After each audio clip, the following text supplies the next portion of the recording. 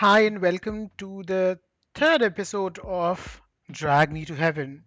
I'm Patruni Shastri, aka Suffocated Art Specimen, aka SAS. I'm your host, where this is a podcast or space where we talk about belief and faith and how exactly we navigate belief and faith with the art form of drag. I've been kind of going ahead and bringing drag artists and their spiritual as well as faith journeys coming from multiple ways of how they kind of relate to faith or how their belief system has been created. If you are somebody who are new to this channel, there are last few interviews which we have done with two amazing drag artists. Please go ahead and listen to that.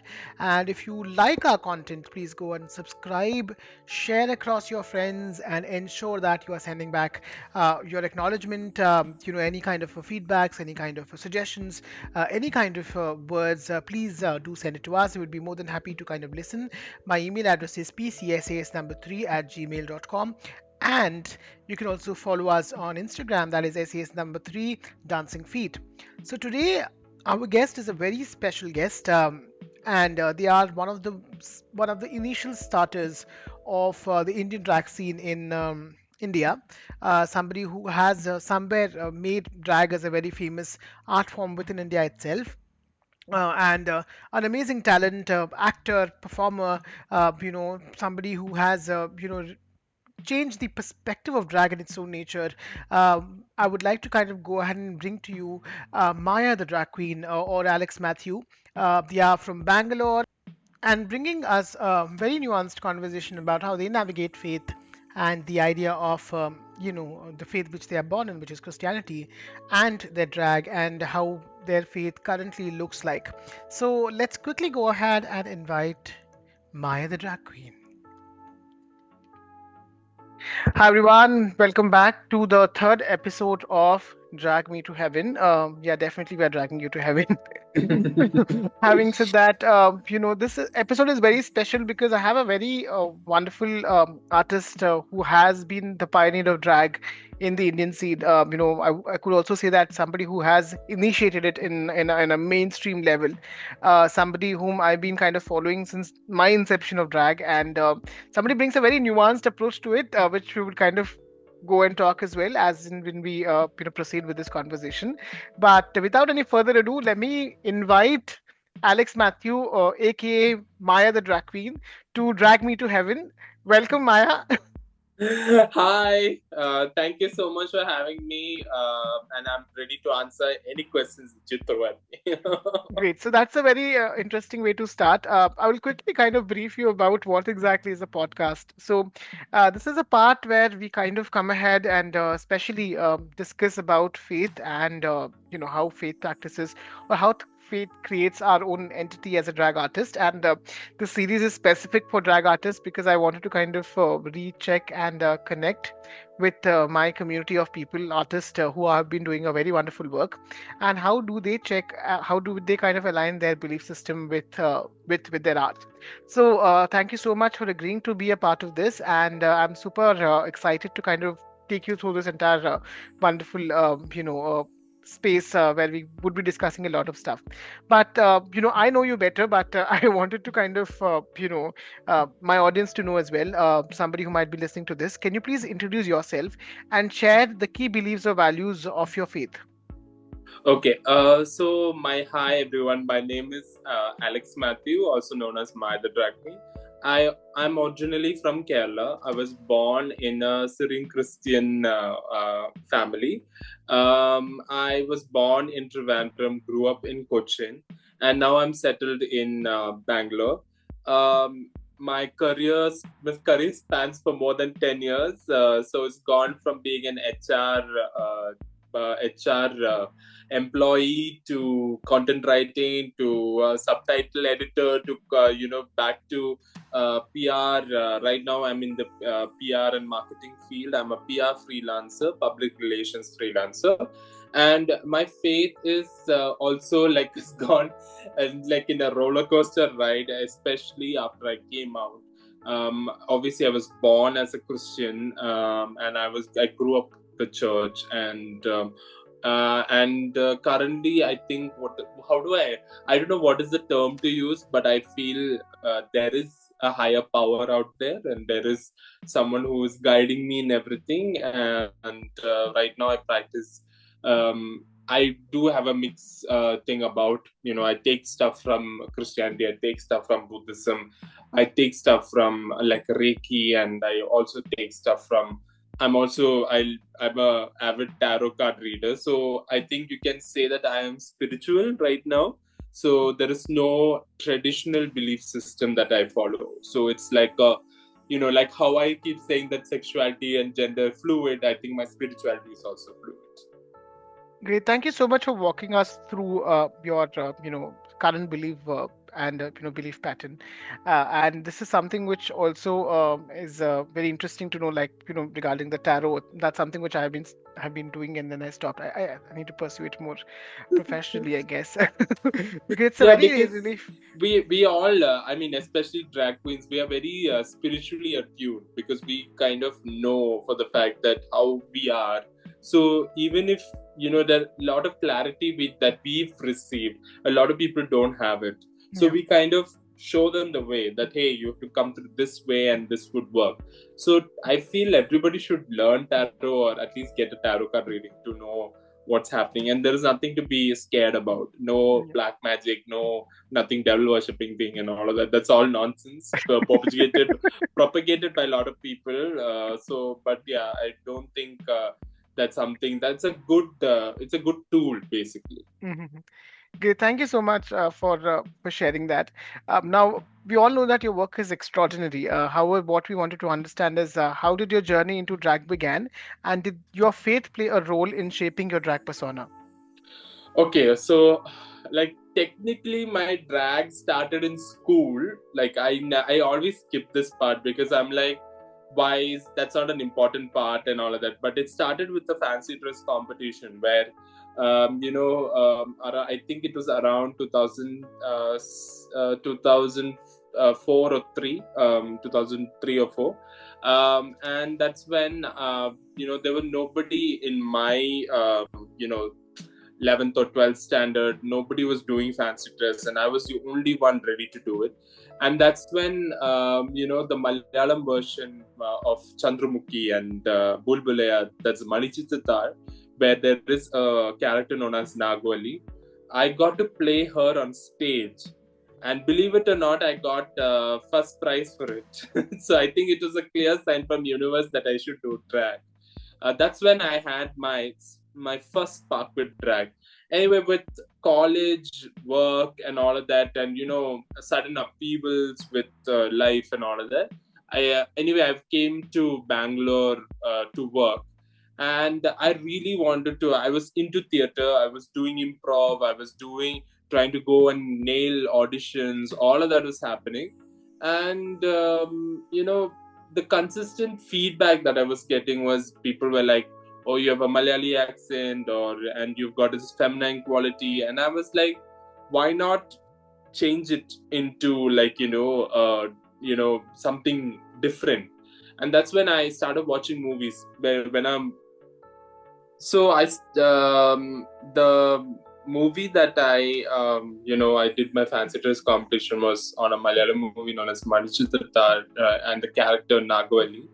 And with that, actually, I knew it was a sign that I had to do drag. It's like a first sign from universe. And then with that, the sudden appeals with life. Need to focus on studies and then get work and all of that. And I moved to Bangalore, and in Bangalore I was heavily into theater, so I was doing improv theater, getting into theater auditions and all of that. And people were actually looking at me and saying, okay, you've got this feminine quality and you've got a Malayali accent, so it's kind of a little difficult for you to get the main roles and all of that. And that's when I didn't see this as a problem. They were all seeing it as a problem. So that's when I started watching movies, and I came across Mrs. Doubtfire, and I was like, oh wow, like if Robin Williams can do drag, I can do drag too. Which led to me performing with Kwame, Queer Arts Movement of India. and Rommel, being the founder, was able to, like, the great connection happened because he was able to identify me, because he is also a Christian, and at the same time a Malayali. So the element of understanding me better was easier. And with that, my Amma, or my other drag queen, was born. So that is how it happened. Now, when it comes to my faith, back then I was still heading to church, singing in church. I think that time I had friends who took me to like Catholic churches. I'm a Protestant, so going to Catholic church was like a new thing. But I used to sing there and all of that because I was like, okay, my mother was like saying you should go to church wherever, whichever church it is, at least go there, that kind of. Coming back to the next month, I came out actually, and that coming out was actually, it was shattering in a lot of effects. Basically, it affected my religious beliefs. It affected my emotional beliefs. All of that, everything got shattered because everybody, by the moment you come out, they always go back into a religious text and they say, oh, this is wrong, so how can you know and but I went with the core belief of what Christ emphasized, and that was like, you should love yourself. That is one thing, and the second thing is love others as yourself. He didn't say don't sleep with a man, or you know don't this thing, all of that. That is not what he said. But I think the core belief was, if you want to be a Christian, you need to love yourself first and then love others as yourself. So I'm like, let me just focus on that. Why do I need to focus on any other thing? But conservatives being conservatives, and the whole, I only believe in what Bible tells, and I believe what the church tells, and that's something which made me lose a lot of friends. Like recently I met a college lecturer, and she was like telling me, like, you had a group of friends in college, what happened? And I said, I don't know what happened. Then she's like, kind of like, you know I met one of those girls, and they were like, they shrugged their shoulders and said, I don't know what he's doing. So it came to a point where, like, it was I don't know if it's a light bulb moment, but it's more like, oh, they don't enjoy seeing me. They don't enjoy knowing the fact that I was part of their life at one point, and they were quick to discard me very easily. So I think because it was so recent, it got me thinking. Like, I mean, maybe I was putting in too much effort of being their friend. So yeah, that's something which yeah. So that's my crux of my belief system, which I can tell you. So yeah, let's move on to the next question. Yeah. So I think you have covered the other question as well in this. Having said that, what I wanted to kind of I would like to share something, and I would see that if you had any kind of a similar experience. So oftentimes what exactly happens is, like, because I am again born in a very orthodox Brahmin family, there are certain things which have been asked to be done as a person. Like, if you are following a certain religion, you need to wake up at morning, you need to take bath, and every day you need to take bath.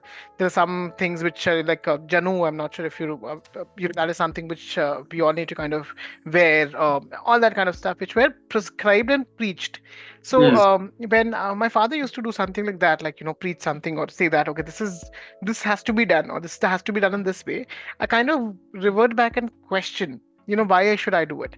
And sometimes what exactly happens is that there's a belief, and then there is myself, or my core values, and there's always this conflict. And this conflict is something which is very like helps me redefine if I have to do, if it puts sense to me or not, like when I'm practicing a certain aspect of my religion. What I wanted to understand is, like, did you ever faced or experienced conflict between your faith and your drag artistry, and how do you navigate those challenges? Yeah, so I think this didn't come to me like, in see, all the hate that I received was not in face, because I think people are scared of seeing me as a person. I'm just because of being almost a 6 footer and bearing drag and all of that. It kind of gives a very what do you say, like a intimidating kind of personality. So there was some guy who came through my message and said, "Oh, it's written in the Bible that you can't cross dress." And then I'm like, okay, wait a minute, let me see where. And when I went, it was in Old Testament, which was actually dated like so many centuries ago. So imagine people are still using that as a rule book to actually put other people down. So for me, I had a person come up to me.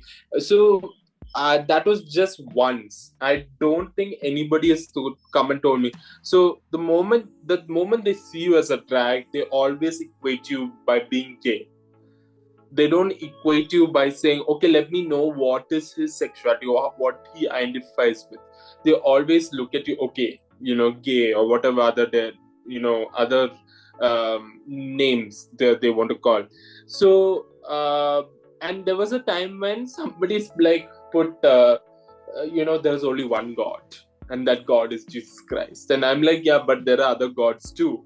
you know and then he was like, no, and then he quotes Bible, and then I go in my, it's not like I'm not one of those Christian boys who don't know Bible at all, because the fact that when I was a child, I used to keep reading it because I had those those pictures kind of Bible and all of that, and it was very interesting to read it.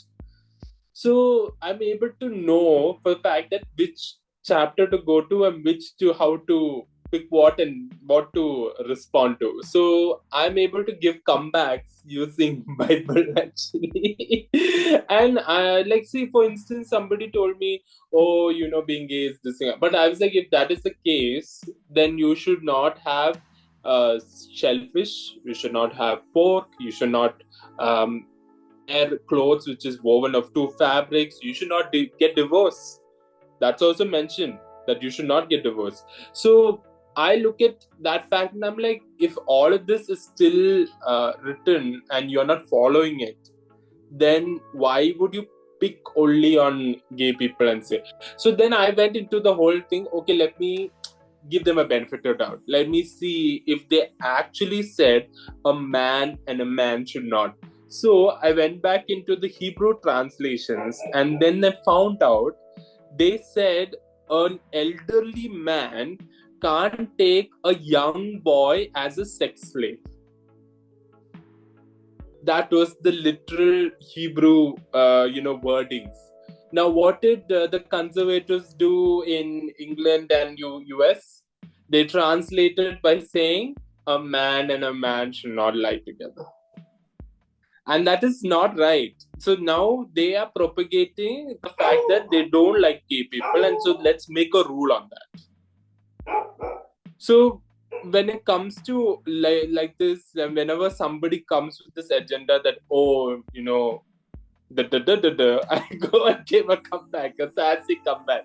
I think that is what all we drag queens do, because see, ultimately people love to put us down, but we have gone to hell, fire, water, whatever you can call it, storm, gone through the sea. We have done all of that, so we are able to give it back properly to all these people who come in. But then there is a boiling point, there is a limit to it also. So I think there are times when I don't want to engage, I just delete it, I just ignore the comment, and I'm like, they're coming and yapping, I don't care, that kind of. So this is what when it comes to religion, and like, there has been I've never faced what is saying, like, oh my god, like a tension where I'm like, oh, am I doing something wrong? I've never felt that, because in my heart I know, oh, this is my purpose, I'm fulfilling my purpose in life and I'm doing it.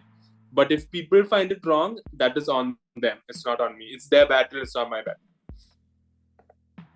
I think you added something which is very important. Like knowledge is power. Like even when we read our faith instructions, or when we read material which is given to us or passed out to the generation, uh, majority of the times people kind of come back or have a very different opinion. They are the people who doesn't even care about practicing it. They just care about reading stuff from the from the top down information. So I think knowledge is definitely a power. When we read, we understand and we kind of reflect that as a practice into our our system, especially when we are growing up. um, you are a little advanced. You are already answering my questions as you are I'm asking. sorry, I'm doing that. That is not my intention, but it just comes with the flow. Actually. But let me also kind of nuancely ask it in a little bit different way.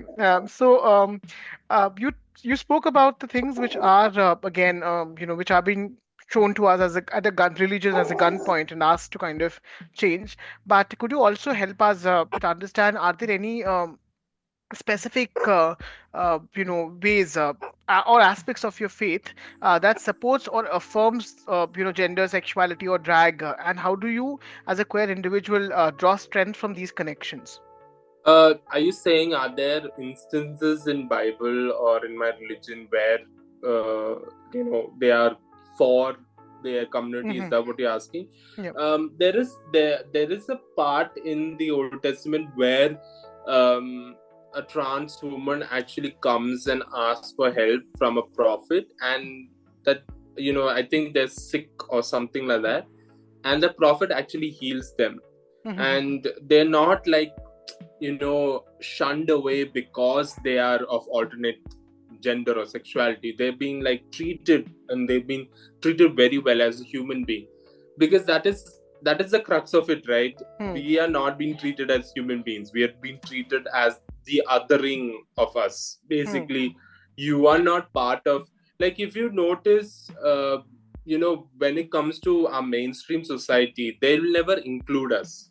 Hmm. They will say you're different, you're doing things differently, and you are the black sheep of the society, so we are going to let you be at the the near the boundary walls, not in us or not with us and all of that. Like, there have been questions where I'm like, why are they not including me? Hmm. What is the reason behind? And then it was the initial questions that I had, like, why are they not including me, why are they not calling me for their XYZ parties, or whatever it is. Because of the fact that they don't want to engage, or they don't want to, like, if their friends kind of judge them, thinking, oh, these friends with a drag queen, and Hmm. they don't appreciate that friendship. Like, I've seen people's face change the moment someone introduced me as a drag, Hmm. and I'm like, that's not needed. Like, I know you have a particular belief system, but at least acknowledge me as a human being first. I'm not dressed in Hmm. drag, Hmm. I'm Hmm. dressed as Alex. Hmm. But yes, that is my profession or career, but you don't have to, like, put me down. That's Hmm. something which I don't I enjoy. When the moment I see people's face change, Hmm. so where we are all suffering from, like, treating us as a human. See, why are I can also point it out, why are certain gay men okay with US drag queens but not okay with Indian drag queens? For the fact that they can't see themselves be the more feminine or hyper feminized version. They can't see it because they can only see a white drag queen, or say black drag queen, be that, because that is way above or way beyond their reach. But us being here, there's so many local drag queens, I don't see them coming and supporting every night. I know who comes and supports every night, and they're the ones who are the ones who cheer, or they genuinely enjoy the art form. Indeed. And thank you so much for addressing, my question, which was about like the affirmation, because that is something which would help anybody who is listening, to kind of recheck or rekindle with their faith system. Now, this is my point of view, like, just like any other art form, one is definitely serves as a human being, and then to the society. Either it might be an entertainment, or it might be or just a way of expression, or talking about situations in the world. Having said that, this is like I'm trying to look at drag as a medium for spiritual expression or connection. So, Mm. do you ever see drag as a medium for spiritual expression or connection? And can you share any moment where you felt deeply connected with your faith while in drag? I mean, there. I've not done that as yet. Like, I think I keep my spirituality in a separate this thing. Though I do love to. What is the word to use? Um, like dabble with tarot and drag. I want to do it, but I've never been getting that kind of avenue, like to do it or express it. But in terms of Christianity plus drag, I've not done it. Though the last look I did of me and drag, and that was uh, 2 Fridays ago. People actually, my stylist actually looked at me and said, "You actually look like you're one of those church singers. You know, the one of those, like, I look like Whitney Houston singing in church. That kind of vibe I gave." And I'm like, yeah. So, but I don't incorporate religion into I like religious. That's also the thing, right? For the fact that they view Maya as a Hindu woman. They don't equate Maya and Alex as, okay, they are of the same person. They are Christian actually. But since I dress up in a different way, they look at me as a, okay, Maya is dressing up in a sari and flamboyantly looking, so she has to be an upper caste Hindu woman. It's the usual connotation or the usual way of their thinking. But the fact that I my roots are actually of being Christian. Like, there are times when I want to like dress up as actual grandmothers of Kerala, and they dress up in a very orthodox Christian way. Maybe I should do that so that people will get the notion that, hey, I am a Christian, that kind of thing. Yet ventured into it, but maybe in the future. Now that you brought this question up, it could get my nuts and bolts and screws all start tingling, and I might work towards it. But that's not. I've not incorporated it in my performances yet, so I've not done it. Yeah. No. I've not done it in live performances, but I've done videos of me being a older woman known as Eliama, and obviously with the name Eliama, and I was wearing what is it? What is it called as? What do the Catholics wear? It's called as in Malayalam. It's called as konda. Basically, it's rosary. Rosary. So I bore the rosary and I talked in that typical grandma style. So if you can equate that into bringing my religion into drag, then yeah, I've done that. So yep. Reason why I ask this question is because I have seen there are some drag artists again in the West who are trying to kind of revamp the idea of religious conflicts with re-challenging as well as reimagining the idea of religion. For example, Mm, Nina West is one of them who kind of connects the idea of faith with her drag, and then there's mm. Sisters of Perpetual Indulgence. Perpetual Yeah. indulgence. Yeah. So They what I see them doing is they fight homophobia and transphobia within the church, yeah. where there is so many fake news about drag queens happening, which is fair enough. The thing happening in India is because we're so new, Hmm. our art form is so new that we have not even reached the religious spectrum as yet. We are Yeah. still fighting to get into mainstream. Yeah. That is right as of now. So if the moment we reach mainstream, maybe the next step would be going into religious spaces. But you and I are aware there are other drag queens or set drag queen who's actually leaning towards the right wing, and you know what I mean. So Yeah. that kind of thing about religion and all of that can happen, but it will take time. Not all of us will do it because we are trying to just survive and we want to make money and be mainstream. That's what we are trying to do. So Yeah, but like the West, I don't know when we will reach that part, but I think it's going to take a lot of conversations, a lot of people understanding, like, for the fact that what I'm doing in Bangalore, I'm seeing the challenges, and I'm at the same time, I'm like, people are understanding what drag is all about. They're not equating us to just being a cross dresser. They see it's much more than that. So that is something which, so it's going to take time. So anybody who's telling stuff like, oh, there'll be Drag Race India and all of that, they're literally talking through their ass. That has not come, that whole culture has not come to India.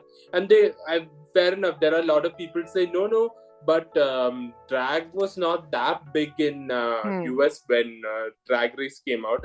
And I'm like, yeah, but people already knew what drag queen is about. People knew what drag king is about. So it is something which Indians don't know. Like, period, they don't know. Yeah. I have two more questions actually to start with. We see that, okay, there is gender-based violence, but with that, we also have faith-based violence, which are kind of raising at this point in time across the country and across the world as well. And I think this is a time where artists need to rethink of what exactly they are doing, Mm. especially when aligning with their thought process or with their work. So how can artists like us, or you specifically, help promote inclusivity and interfaith conversation and challenge the harmful mindset? See, the problem we are right now in, and this happened right after the repeal of Section 377, and on the crux of anti-CA rights, we saw the community become more fractured. We literally saw there was a right wing and a left wing, and now if you look at my NT, you will obviously look at that I am, even if I don't have to openly stated, I am extremely left wing. I can't be even equated to being a right wing, and which is why a lot of opportunities that is given to say a drag queen who is a privileged, like Hindu and all of that, they're given the priority first.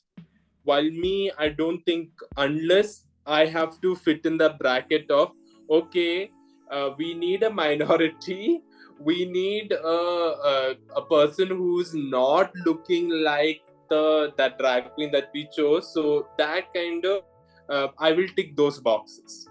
So basically, I am the DEI hire, basically, for the project. I am. Though I'm not putting myself out there that I am a DEI hire, because I always say that I am an Indian first. No, none of my INTs, though I had this conversation with Alok with Ben, and when they came here to India. So they told me, like, even if you try coming to US, like moving to US or whatever, you should understand the fact that you are first a dark skinned, you are a Malayali, you are a Christian, you are queer. So all of these four aunties, I have to battle it out with the society. Then only I can come to a certain, like, a situation where people can accept me the way I am. So when I'm talking about inclusivity, I think what is missing nowadays is being open minded. And like, when if I have to especially talk about the gay community, they are heavily there. There's a lot of toxic issues that they are facing. The fact that they are dealing with the whole, I don't know if you know, but we are actually facing a drug epidemic at the moment, where a lot of gay men are just dying. They're not, basically it's on the lines of AIDS epidemic that happened in US. So for the fact that we have so many issues have riddled in the community, they should not go into other issues and make it even worse, and which is the whole, going into caste, going to religion, going into even gender. Like right now it's reached that point where they look at your gender or they look at who you are sexually attracted to, all of that, and then they make this, okay, I don't think he's the right thing. Like I've seen in dating apps, they say, oh, if you eat veg, then only you can date me. How does that matter? Am I eating food with you? Or am I eating food with you when I'm sleeping with you in the bed? So it's kind of little, oxymoron, if you can call it. Like, what is this on? Like that kind of thing. So, in inclusivity, to have inclusivity in the community, especially, you need to have an open mind. Right now, it's heavily fractured. I'm being truthful. I'm not going to hide it in rosy gold words. Yeah, everything is fine. Everything is glittery. Everything is gay. No, sorry. But I think the other toughest part is like we don't get to acknowledge and rethink about our faith practice. See, the reason why I'm trying to bring in faith as well is because somewhere or the other way, the only hope, it might not be a figured one, but the only hope which we kind of see is something external, or something which need to be kind of. Which is also, see, like I know a lot of Malayali gay men from obviously from they're all around. If you tell me would they support me, they will only support me behind the doors or through like social media or something. In person, will they support me? No, they won't. Yeah. That is something, that's something daunting. Like they probably, I might, like if I have to look at out and open, that would be Rommel. Like I can count on Rommel because of Rommel being so out and open about it and vocal about his identity. He'll come and support me. But will I get a support from any any other gay men from Kerala? I don't think so. Let's leave Kerala away. South India? No, it's very very difficult because of the fact that I am not masculine for them. Is the fact that they will not support. If I was the masculine passing, some actor or a singer or whatever, they would have immediately come and say, I'm there to support. Yeah. No, it's also that because we tend to kind of look for the match perspective of identities, like okay. Yeah. Also, the other point is, if you look at religion, most of religions are patriarchal. Yeah. So if patriarchy will only support patriarchy. Yeah. So look at even the toxic masculinity or toxic masculinity gay community, they will only support each other. Yeah. And that is exactly why my life journey has been so tough so far, because of the fact that not everybody understands, not everybody is ready to support, not everybody is ready to even acknowledge the fact that I am a Christian. Born Christian.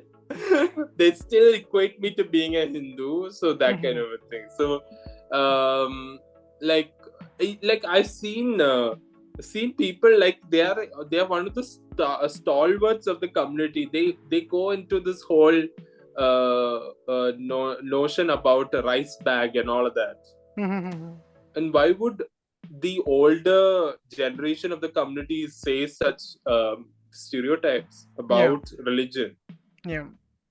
Like they're not addressing to me, but I saw them addressing to someone else, and I'm like, the fuck?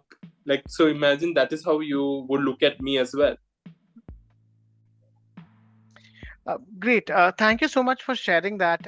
So we are at the end of the conversation, which is always a sad part, basically, because I can't stop loving myself talking to you. Something which we have a very great way of speaking out, and I think so. It's always a sad part. But one thing which I wanted to ask is, what message would you like to share with the audience, especially the young listeners, about embracing the faith while staying true to their identity, and what could be a model which we could employ as a queer community to navigate and kind of create a safe space for all of us? See, one spirituality is one's choice. You can choose to worship any religion. honestly.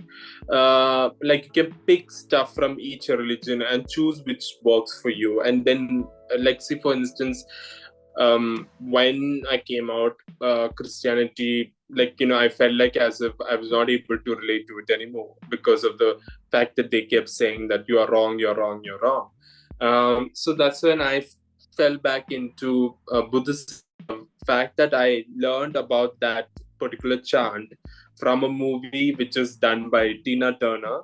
And that is when I got to know, okay, I can. So whenever I go through these anxious moments, I actually chant in my mind. So that, and then recently, I learned Reiki, I learned Tarot. So for me, I use those as tools. So if you feel as you're certain, like you're the religion that you were born into is not working for you, you can still, there are many religious or many spiritual tools that you can use to actually ground yourself, and also at the same time understand yourself better, because that is the whole crux of why you're going into religion and spiritual. Like, what is the point? I mean, I know a lot of people, they do this, they go and simply sit in a religious space. Why? Because they get peace out of it. Then they want mental peace, and they're able to get that in that particular place because it's a calm and serene kind of place. Now, if you have a religious and spiritual place you go to, see, for some people, sorry, for some people it is church, some people it's temple, for some people it's just a park. It's just a public park, going and sitting there and getting it. Some people it's just the lake. So to all the young listeners out there, it's up to you. Like how when I keep saying that gender and spirituality is fluid, even spirituality is fluid. There is no set rules, and like you should follow like this, and then you will get your soul will get peace and all of that stuff. It's all just fear mongering tactics. That's up to you. But there's so many tools out there that you can do, and you can figure it out, and you'll be able to get what you are like looking for. Great. Thank you so much for taking time and for sharing this valuable conversation. And I think my intent with the whole conversation is to again kind of see a common ground where we can express our faith. Just like expressing our drag Mm-hmm. artistry. And while this was a very interesting way, what the anecdote which I have taken it from you is. Uh, at any point in time, as and when we kind of grow as a individual, we need to first be grounded. Yeah, If you're flying high, we would be just like a water bubble. I mean, the amount of even just drag artists that needs grounding Hmm. is huge. Yeah. And you already told recent reel that there are about 30 to 40 drag artists. If they grounded, they could have seen world in a different light, but they're not doing it, and they are getting into a messy situation. So I i'm not think going to I'm not going to openly state those drag queens names, because no, they're not paying me to say their names, so I'm Mhm. not going to say the Yeah, names. having said that, it's also like we create those imaginativeness, right? Like, this is an art form which takes a toll on the head. Health, yeah, I completely agree. Mental, physical, Yeah, spiritual, everything all together. This basically it's how, like, if you like, for me to reach 10 years, I think I owe it to, like, me working on my spirituality. yeah. Otherwise I don't think I will reach till 10 years. 10 years was like, I was like, oh, I reached 10. Yeah. No, but congratulations on 10 years. It's a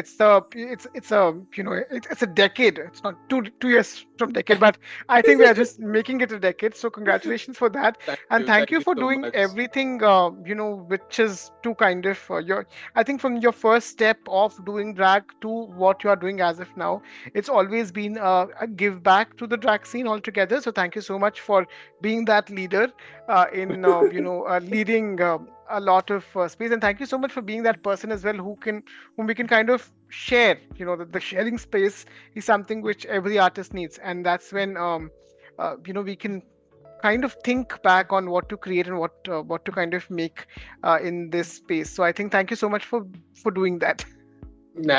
Thank you for inviting me to this podcast. So I can't wait to share it to the world whenever you release it. So let's keep our fingers crossed. So yeah. Indeed. Thank you so much, people, and stay tuned for more such conversations. You can always go and subscribe and let us know, like, how do you feel this conversation all about. You can also write to us, and we'll be open to kind of listen to your ideas as well. So thank you so much, and have a great day.